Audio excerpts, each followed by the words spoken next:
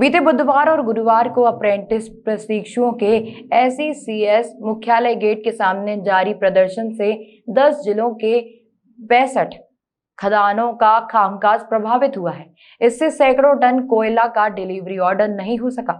मामले में गुरुवार को सरकंडा पुलिस ने SECL गेट के सामने नारेबाजी कर आवागमन रोकने पर अप्रेंटिस संघ के पदाधिकारियों और अन्य सदस्यों के खिलाफ रास्ता रोकने और अव्यवस्था उत्पन्न करने का मामला दर्ज किया है।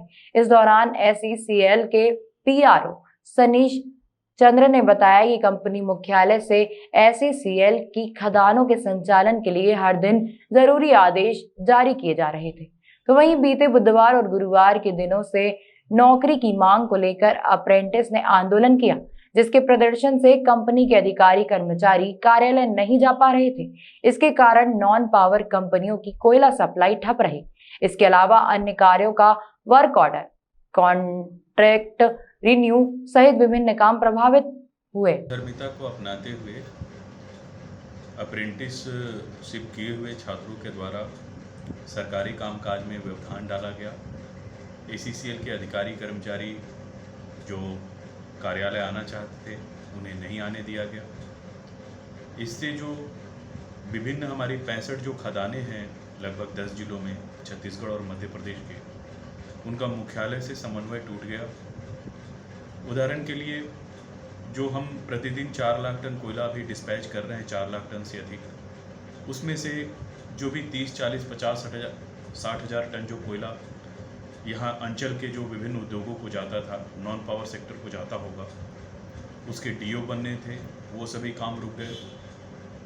जो हमारे 44,000 कर्मी हैं उनके परिजनों का इमरजेंसी कार्य जैसे कि मेडिकल रेफरल, किसी को CMC वेलूर जाना है, किसी को एम्स जाना है, ये सभी कार्य रुक गए। मटेरियल मैनेजमेंट जो विभाग है हमारा, सामग्री प्रबंधन विभाग, वो कोई वर्क ऑर्डर, क्रय आदेश, प्रोक्योरमेंट ऑर्डर नहीं जारी कर सका। बहुत सारे ऐसे कार्य होते हैं टेंडरिंग के जिनकी डेडलाइन होती है, इस तारीख तक हो जाना है, उसमें बाधा है। तो इनकी हठधर्मिता के कारण सरकारी दफ्तर को, सरकारी लोगों को, सरकारी कामकाज को बहुत सारी बाधाएं झेलनी पड़ी। तो सर इस पर क्या निकल कर आया है, क्या समझे इस पर? बहुत स्पष्ट कर दिया गया है माननीय कोयला मंत्री जी भारत सरकार द्वारा संसद के मानसून सत्र में कि अप्रेंटिसशिप किए हुए छात्रों को नियमित नहीं किया जा सकता है। यह उन्हें पिछले जो 5 दौर की बातचीत की है SECL प्रबंधन ने, उसमें भी यह बात बार बार उन्हें बता दिया गया है और वे जब बातचीत के लिए आते हैं तो वो इसको स्वीकार भी करते हैं कि वो इस तथ्य से अवगत हैं कि वे नौकरी का दावा नहीं कर सकते, अस्थायी उन्हें नहीं किया जा सकता। कल उनके नेता द्वारा यह भी बताया गया कि वे जानते हैं कि उन्होंने जब अप्रेंटिसशिप के लिए SECL में आवेदन दिया था, उस समय उन्होंने एक लीगल जो है डॉक्यूमेंट साइन करके दिया था। उसमें यह लिखा हुआ था कि मैं यह जानता हूं कि SECL जो अप्रेंटिस करा रही है, उसके बाद SECL में नौकरी अस्थायी करने का कोई दावा नहीं बनता है। ऋषि पटेल जी, चेतन जी जो इनके नेता हैं, उन्होंने कल स्वयं अनौपचारिक रूप से ये बात कही कि हम तो खुद ही ये जानते थे, आने से पहले ये बात को समझते थे, नौकरी का दावा नहीं बनता है अप्रेंटिसशिप एक्ट 1961 के तहत, जो कि 2014 में संशोधित हुआ। सर अभी भी धरने पे बैठे हैं। यह बड़ा आपके जरिए सूचना मिल रही है और यह हम लोग को चौंकाने वाली बात है, आश्चर्य करने वाली। NSY के लक्की मिश्रा के नेतृत्व में 14 तारीख को SECL के अप्रेंटिस लोग घेराव, SECL कार्यालय का घेराव करने के लिए योजना बनाए थे और उस दिन वो लोग घेराव किए थे।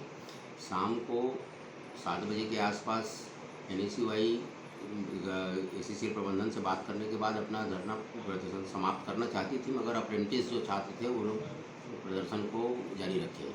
15 तारीख को वहाँ के कार्यालय के जितने भी कर्मचारी ड्यूटी पर आना चाहे उनको ये लोग बाधित किए, रोके, जिस पर SECL प्रबंधन द्वारा 2 लड़कों और उनके अन्य साथियों के खिलाफ 143, 341 का अपराध पंजीबद्ध कराया गया है, जिसे अपराध पंजीबद्ध कर जाँच में लिया गया है। क्या धरना भी जारी है क्या इस पर?